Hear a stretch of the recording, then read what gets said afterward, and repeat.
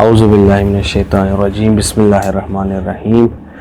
بحث ہماری پہنچی تھی دینداری کا جو دوسرا ستون تھا، تربیت کے اندر ہم کلی طور پر مفہوم کو ہم نے اس طریقے سے تربیت کی تعریف کی کہ انسان کی انسانیت کو اس کی نفسانیت کے اوپر غلبہ دینا۔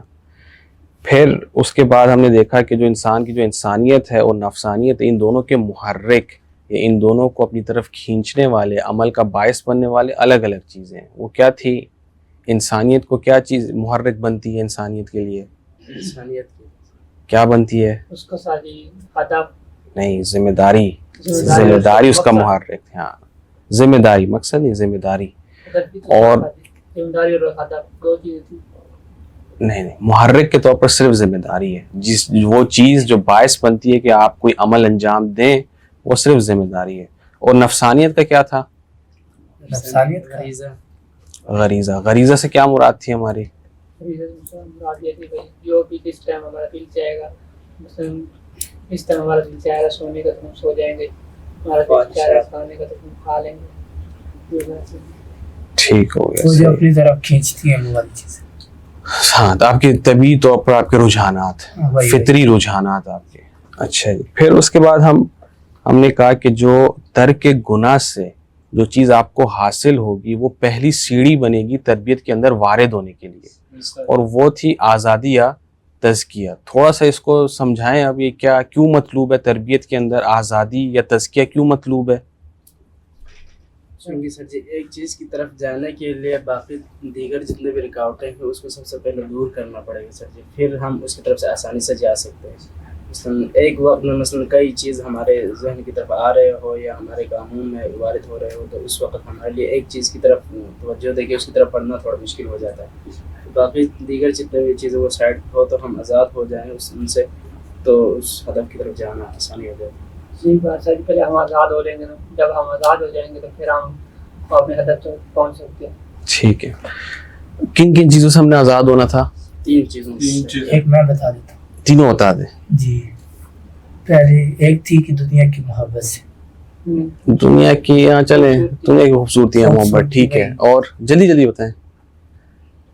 فی الحال لوگوں کی باتیں، غریزہ، احسان، وسیع ہو گیا۔ اچھا، اب ہم اپنی بحث کو آگے بڑھاتے ہیں۔ ہم نے کہا کہ تربیت کے اندر ہم چاہ رہے ہیں کہ انسان کا جو انسانیت کا جو پہلو ہے وہ غالب آ جائے اس کی نفسانیت کے اوپر۔ یعنی کیا؟ یعنی انسان کا جو عمل کرنے کی جو وجہ ہے، جو محرک ہے، وہ ذمہ داری ہو، وہ احساس ذمہ داری ہو۔ یعنی انسان کا ایک ہدف ہو، ایک ذمہ داری ہو، انسان کو پتہ ہو کہ اس وقت میں نے یہ کرنا، اور پھر وہ کام انجام دے سکے۔ اسی کو کہتے ہیں کہ آپ کی انسانیت غلبہ پا چکی ہے آپ کی نفسانیت کے اوپر۔ اس کیفیت کو ہم کہتے ہیں تربیت۔ تو اس کے لیے ہم نے سب سے پہلا قدم ہم نے کہا کہ تزکیہ ہے۔ تزکیہ کیوں تزکیہ ہے؟ کیونکہ تزکیہ آپ کو جن چیزوں کا انسان کا نفس قیدی بنا ہوا ہے، وہ چیزیں جو آڑے آتی ہیں آپ کے اور آپ کی ذمہ داری کے درمیان، کہ کیوں ہم ذمہ داری کو پہچاننے کے باوجود اس پر عمل نہیں کر پاتے، ان سب سے پہلے مرحلے میں ہمیں آزادی چاہیے جو تزکیے سے حاصل ہوگی۔ ترک گناہ کے اندر ہم اس کو بحث کر چکے ہیں۔ اگلا قدم ہے وہ ہے تعلیم۔ اب تعلیم اس کے اندر کیوں ضروری ہے؟ کیونکہ جو تعلیم سے مراد یہ ہے کہ ہم نے جا کر دوسروں کے تجربوں سے، دوسروں کے علم سے ہم نے استفادہ کرنا ہے، چاہے وہ کتاب کی شکل میں ہو، چاہے وہ استاد کی شکل میں ہو۔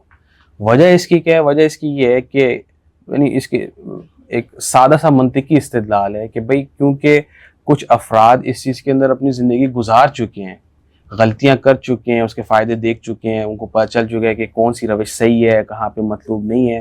تو اس وجہ سے اس سے کہ ہر انسان دوبارہ شروع سے ایک کام کو شروع کرے، تو بہتر ہے کہ جو شخص اس رستے کو آزما چکا ہے، اس رستے میں چل چکا ہے، آپ اس کی رہنمائی حاصل کر لیں، چاہے وہ کتاب کے ذریعے ہو، چاہے وہ استاد کے ذریعے ہو۔ اب جتنا وہ علم یا جتنا وہ ہدف پیچیدہ ہوگا، اتنا ہی آپ کو استاد کی ضرورت زیادہ پڑتی ہے۔ جتنا وہ علم جو آپ حاصل کرنا چاہ رہے ہیں، جس چیز کے آپ لوگ تلاش میں ہیں، وہ پیچیدہ ہے، مشکل ہے، اتنا ہی آپ کو باتجربہ افراد آپ کے ساتھ ہوں، وہ آپ کی ضرورت زیادہ ہو جائے، چاہے وہ کتاب کی شکل میں ہو، چاہے وہ استاد کی شکل میں ہو۔ اسی وجہ سے کہا جاتا ہے کہ اگر انسان حقیقتاً اپنی تربیت کرنا چاہ رہا ہے تو استاد اخلاق کے بغیر وہ یہ کام انجام نہیں دے سکتا۔ یعنی مراد یہ نہیں ہوتی کہ وہ بالکل بھی نہیں دے سکتا، یعنی وہ اس کی مشکل کو بتا رہا ہوتا ہے کہ کتنا زیادہ یہ مشکل ہو جاتا ہے۔ تو اس کھوج میں پھر انسان کو ہمیشہ رہنا چاہیے کہ اس چیز کے لیے تربیت کے موضوع پہ اس کو ہمیشہ کوئی نہ کوئی استاد یا کوئی نہ کوئی کتاب اس کے لیے میسر ہو. آج کل یہ کام تھوڑا سا زیادہ آسان ہو گیا ہے انٹرنیٹ کی وجہ سے, کتابوں کی زیادہ ہونے کی وجہ سے. اس میں نے آپ کو بتایا تھا کہ اگر آپ لوگوں نے شروع کرنا ہے تو وہی اساتید اخلاق نے کچھ کتابیں بتائی ہوئی ہیں جن سے شروع کیا جا سکتا ہے, جن میں سے ایک حدیث عنوان بصری ہے, حدیث عنوان بصری. اور اس کی اگر شرح اگر آپ لوگوں کو مل جائے, آیت اللہ تحریری نے جو شرح لکھی ہے اس کے اوپر حدیث عنوان بصری کے اوپر, وہ بہت اچھی حدیث ہے, تقریباً 1-2 صفحے کی وہ حدیث ہے. وہ کس کتاب میں مل جائے گی؟ ایک خود کتاب میں نے آپ کو بتائی ہے نا, شرح حدیث عنوان بصری آیت اللہ تحریری. مجھے لگ رہا ہے اس کا ترجمہ ہوگا, اب اس کا دیکھنا پڑے گا. یہ بہت اچھی, البتہ اگر اس کے علاوہ کوئی اور شرح بھی آپ کو مل جاتی تو وہ بہت اچھی ہے. یہ حدیث ہے, یہ حدیث جو میں آپ کو بتا رہا ہوں عنوان بصری ایک حدیث ہے, ٹھیک ہے, حدیث کا نام ہی ہے حدیث عنوان بصری. یہ آپ حدیث کو پڑھیں تو آپ کو یہ کیا کہتے ہیں, یہ جو عنوان بصری تھا یہ تقریباً 90 سال کا ایک شخص تھا. تو یہ اپنے بڑھاپے میں ملتا ہے امام جعفر صادق کے ساتھ. اس کے اندر اسی فلم بھی, اچھا یہ مجھے نہیں پتا اسی فلم ہے یہاں, تو یہ اس میں پھر اس نے وہ حدیث نقل کی ہوئی ہے جو اس کا برتاؤ ہوتا ہے, اور پھر جو امام علم کے بارے میں, تزکیہ کے بارے میں اس کو جو نصیحتیں کرتے ہیں, یہ حدیث اس نے پورے پہ نقل کی ہے. تقریباً 1.5 صفحے کی یہ حدیث ہے.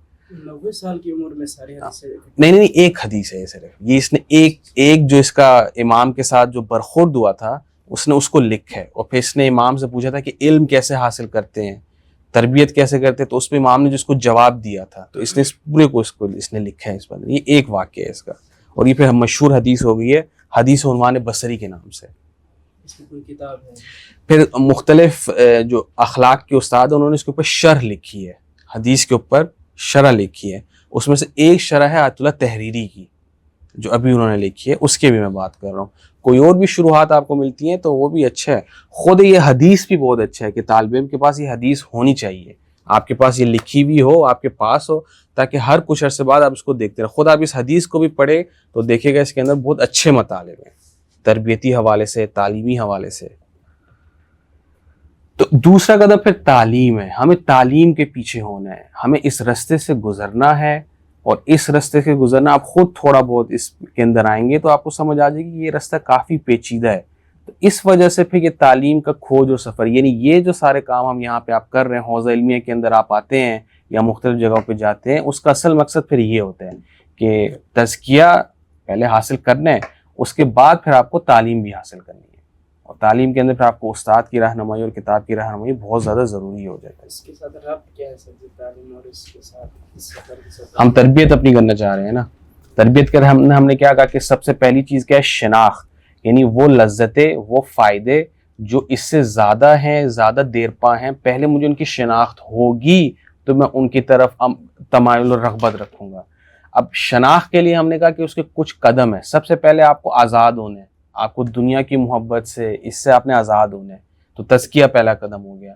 دوسرا, اب شناخت کے لیے آپ کو کیا چاہیے, تعلیم, یعنی خود, یعنی مراد یہ ہے کہ بجائے سے کہ ہم خود سے پیچھے لگیں, خود سے تجربہ کریں, صفر سے, خود سے کہیں جگہ نقصان اٹھائیں, کہیں جگہ پہ اچھے کام کریں. ہمیں تعلیم کی ضرورت ہے, یعنی ہمیں ایسے افراد کی طرف رجوع کرنا ہے, ایسے کتابوں کی طرف رجوع کرنا ہے جو ہمیں اپنے تجربے سکھائیں. ٹھیک ہو گیا, یہ اس کا دوسرا قدم ہے, تعلیم. تیسرا ہے تذکر. تذکر کی ہمیں ضرورت ہے اس پورے راستے میں, تاکہ آپ اس راستے سے ہٹے نہیں. اب تذکر کو میں جلدی سمیٹتا ہوں کلی طور پر. قرآن کے اندر اگر آپ دیکھیں گے نا تو 5 قسم کے تذکر ہیں جو قرآن کے اندر بیان ہوتے رہتے ہیں. سب سے پہلے ہے انسان کے وجود کے جو سرمایے ہیں اس کے بارے میں تذکر, یعنی انسان کو بار بار یاد دلایا جاتا ہے کہ تمہارے اندر جو چیزیں ہیں وہ کہیں زیادہ قیمتی ہیں, ان کا بہت زیادہ فائدہ ہو سکتا ہے. تو دھیان رکھنا اس چیز کا کہ یہ نہ ہو کہ یہ جو تمہارے اندر جو سرمایے آئے ہوئے ہیں ایسی ضائع چلے جن کو استعمال کیے بغیر آپ بس مرنے کا ٹائم آیا ہو اور ابھی تک میں نے ان کو استعمال نہ کیا ہو. تو بار بار اس چیز کا تذکر. دوسرا, کائنات کی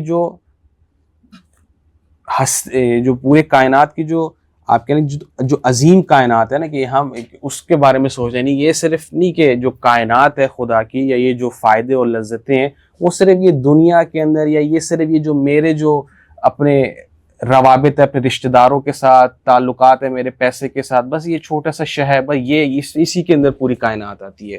جب انسان اس پوری کائنات کی عظمت کے بارے میں بار بار سوچتا ہے نا، تو خود بخود ان چیزوں کی جو اہمیت ہوتی ہے وہ آپ کے لیے کم ہونا شروع ہو جاتی ہے. لیکن جب آپ کی سوچ ہی صرف اس کے اندر ہے تو قرآن دوسری چیز کائنات کی بزرگی عظمت کے بارے میں تذکر دیتا رہتا ہے. تیسری چیز اللہ کی عظمت اور اللہ کی رحمت، کیونکہ جب ہم اس راستے میں پڑھیں گے تو ہمیں نظر آئے گی کہ ہم غلطیاں بہت زیادہ کر رہے ہیں. تو خدا کی رحمت کے بارے میں جتنا ہم متذکر ہوں گے اتنا انسان پھر اس کے اندر انگیزہ پھر مرتا نہیں ہے، وہ فوراً سے منفی سوچ کی طرف یا نا امیدی کی طرف نہیں چلا جاتا کہ نہیں یہ میرے بس کی بات نہیں ہے، میں تو اب نہیں کر سکتا، بس چھوڑو. چوتھی چیز جو انسان کے دشمن ہیں، جو انسان کو اس ہدف تک پہنچنے میں رکاوٹ بنتے ہیں، اس کے بارے میں بار بار آپ کو تذکر ہونا، علم ہونا ضروری ہے کہ کیا کیا چیزیں ہیں جو باعث بن رہی ہیں کہ میں اپنی اس ہدف تک نہیں پہنچ پا رہا. انسان کے دشمن، اس کی طرف تذکر، اور انسانوں کے دشمن، انسان کے اہداف کے دشمن، کچھ بھی آپ اس کو نام دے لیں. اور پانچویں چیز ہے موت اور زندگی کی مشکلات. ہم اس دھوکے میں ہوتے ہیں کہ مثال کے طور پر اگر میں پیسہ کما لوں گا تو میری زندگی کے اندر مشکلات ختم ہو جائیں گی. عام یہی ہے نا، مثال کے طور پر آپ زندگی کے اندر مشکلات سے دوچار ہیں، تنگ آئے ہوئے ہوتے ہیں، سمجھ یہ آتی ہے کہ ہاں اگر میں پیسے کما لوں گا تو پھر میری یہ مشکلات ختم ہو جائیں گی. لیکن جب آپ کما لیتے ہیں تو بعد میں پتہ چلتا ہے کہ نہیں ایسی کوئی بات اور بڑھ جاتی نہیں ہے، اور بڑھ جاتی ہیں، وہ ہوتی ہیں، کسی اور قسم کی ہو جائیں گی یا وغیرہ. تو اس کی طرف توجہ پھر بہت ضروری ہوتی ہے، کیونکہ ہم بہت سے کام مشکلوں سے بچنے کی وجہ سے کر رہے ہوتے ہیں، اور ہمیں پہلے سے باور ہو جائے کہ اس کام کو کرنے سے بھئی مشکلات کم نہیں ہوں گی اور شاید اضافہ بھی ہو جائے، تو انسان پھر بہت سے کاموں کے کرنے سے بچ جاتا ہے. تو یہ 5 چیزیں ہیں جن کی طرف آپ قرآن کی مختلف آیتوں کے اندر آپ کو نظر آئے گا کہ خداوند باری تعالیٰ انسان کو تذکر دیتے ہیں ان کے بارے میں. موت اور زندگی کی مشکلات، موت اور زندگی کی مشکلات الگ الگ. موت کے بارے میں تذکر اور زندگی کی مشکلات کے بارے میں تذکر. نہیں، موت کی مشکلات نہیں، موت اور میں کہہ رہا ہوں موت اور زندگی کے بارے میں مشکلات. پہلا تھا انسان کے عظیم سرمایہ، اگلا ہے اس کائنات کی وسعت رحمت، اگلا ہے خدا کی عظمت اور خدا کی رحمت تیسرا، چوتھا ہے انسانوں کے دشمن، اور پانچواں ہے موت اور زندگی کی مشکلات. مطلب اب یہ ہمارے لیے، یعنی یہ دیکھیں نا، اب یہ جو ذکر ہو رہا ہے یعنی یہ ہے کہ یہ ہمارے لیے اب یہ ہے کہ میں نے اپنے پورے دن کا جو میرا شیڈیول ہوگا، جو ٹائم ٹیبل ہوگا، ان 5 چیزوں کے بارے میں نے متوجہ رہنا ہے. یہ پھر باعث بنے گا آہستہ آہستہ میرے عمل کے اوپر اثر انداز ہوگا نا. جب آپ ان چیزوں ان موضوعات کے بارے میں تفکر کریں گے، ان کے بارے میں متوجہ رہیں گے، تب ہی آپ اپنے آپ کو روک پائیں گے. اپنے اندر جو تربیت کے لیے ہم جو چیزیں اپنی نفسانیت کو جو ہم غلبہ دینا چاہ رہے ہیں کہ میں ذمہ داری کی وجہ سے کام کروں، میں بھوک پیاس کی وجہ سے کام نہ کروں، وہ کب ہوگا؟ جب ہم ان چیزوں کے بارے میں زیادہ سوچنا شروع ہو جائیں گے. یعنی کوئی ایسا دن نہ ہو کہ جس کے اندر میں نے ان چیزوں کے بارے میں نہ سوچا ہو، تب یہ چیز اثر کرنا شروع کرے گی آہستہ آہستہ. اور بعد اس کے اندر بھی وہی ہے، آہستہ آہستہ سے ہم نے شروع کرنا ہے. کیسے؟ مثال کے طور پر نظم و ضبط آپ نے پہلے سیکھا ہوا ہے کہ وہ میں نے کرنا ہے، اب یہ والی چیز بھی سیکھ لی ہے، تو انسان کیا برنامہ بنائے گا کہ میں دن میں 1 منٹ یا 2 منٹ یا 3 منٹ میں ان 5 موضوعات میں سے کسی ایک کے بارے میں سوچوں گا. بس یہ آپ اپنا ٹائم ٹیبل بنا لیں. آہستہ آہستہ وہ کیا ہو جائے گا؟ زیادہ ہونا شروع ہو جائے گا. 5 منٹ، 10 منٹ، 15 منٹ، 20 منٹ، لیکن استمرار کے ساتھ. استمرار سمجھتے ہیں؟ دوام لگاتار، ہر روز، چھوڑے بغیر، چاہے 1 منٹ کیوں نہ ہو. تو یہ اب آپ کے حوالے، یہ آپ کے ہاتھ میں، طریقہ یہی ہے. تو یہ ہو گیا ہمارا تیسرا مرحلہ تربیت کا. اب تربیت کے جو اگلے مراحل ہیں وہ خود بخود جب ہم ان چیزوں کے اندر پڑھیں گے، جب ہم گناہوں سے بچیں گے، تو انسان کے اندر خود جو اس کا عقل کا جو قوہ ہے، قوت عقل ہے، وہ بڑھنا شروع کر دے گا، جس کے تحفے میں آپ کو 3 چیزیں ملیں گی: تدبر، تفکر اور تعقل. وہ ان سب چیزوں کا نتیجہ ہے. پھر انسان خود تربیت اپنی آپ کی، وہ خود جب وہ یہ کام کر لے گا، پھر تربیت آپ کے اندر سے نکلے گی. پھر آپ کو ضرورت نہیں ہوگی کوئی آپ کو باہر سے بتائے، پھر آپ خود تدبر، تفکر اور تعقل کے ذریعے اپنی ذمہ داری بھی متعین کر سکتے ہیں، اپنی تربیت بھی کر سکتے ہیں، صحیح غلط کی تشخیص بھی دے سکتے ہیں اور عمل بھی کر سکتے ہیں۔ تعقل کیا ہوتا ہے سر؟ اب اس کے اندر کیا ہوتا ہے، میں سر تدبر، تعقل، تدبر، تفکر اور تعقل، یہ اگلے 3 مرحلے ہیں جو تب ہی آپ حاصل کریں گے جب یہ پیچھے آپ نے ساری چیزیں کی ہوں گی، یہ آپ کے اندر سے پھوٹے گا۔ ہاں، یہ آپ کے اندر سے پھوٹے گا، یہ آپ کی اپنی وہ قوہ عاقلہ کی صلاحیت ہے جو آ جائے گی، باہر آ جائے گی۔ تدبر کیا ہوتا ہے؟ تدبر یہ ہوتا ہے کہ یہ جب سارے کام انسان کر لیتا ہے یا مختلف چیزوں سے جب انسان مواجہ ہوتا ہے، اس کے سامنے آتی ہیں، تو ہر چیز سے وہ نتیجہ نکال رہا ہوتا ہے، اس نتیجے نکالنے کو کہتے ہیں تدبر۔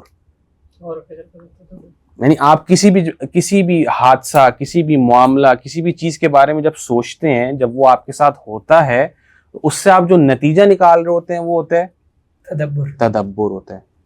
ٹھیک ہو گیا؟ اب آپ جب مختلف نتیجے جب آپ نکال لیتے ہیں، نتیجوں کی بنیاد پر آپ کیا کرتے ہیں؟ فیصلہ کرتے ہیں، اس کو کہتے ہیں تفکر۔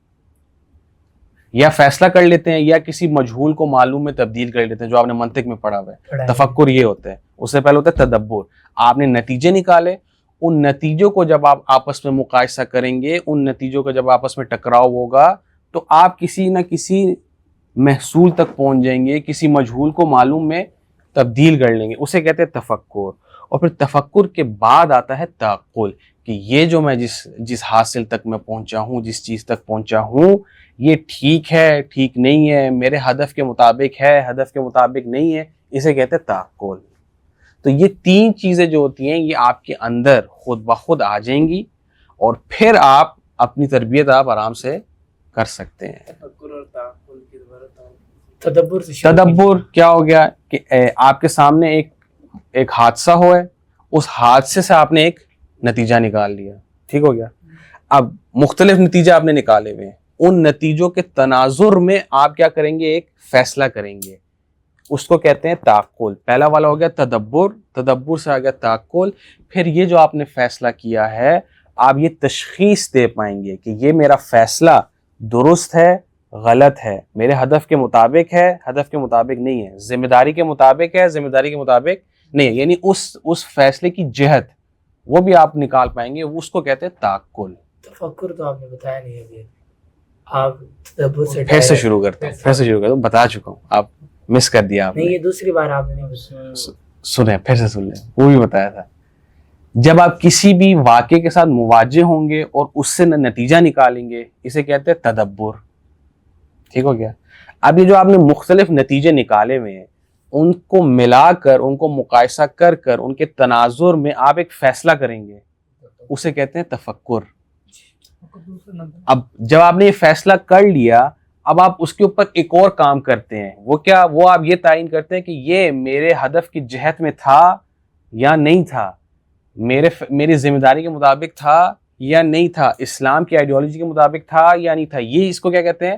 تعقل، ٹھیک ہو گیا؟ نتیجہ، فیصلہ، فیصلے کی جہت، ٹھیک ہے؟ یہ 3 چیزیں انسان کے اندر خود نکھاور ہوتی ہیں، خود نکلتی ہیں اگر انسان نے پہلے چیزوں کا خیال رکھا ہوگا، اور یہی ہے اسلام کی تربیت۔ اگر آپ اس مرحلے میں پہنچ گئے ہیں کہ آپ تدبر، تفکر اور تعقل کر پا رہے ہیں، تو اس کا مطلب ہے کہ آپ نے اپنی انسانیت کو آپ نے غلبہ دے دیا اپنی نفسانیت کے اوپر۔ اور یہ وہ جو تربیت جس کے پیچھے اسلام ہے، وہ یہ ہے کہ آپ کی یہ جو 3 قوتیں ہیں، صلاحیتیں ہیں، یہ باہر کو نکل آئیں۔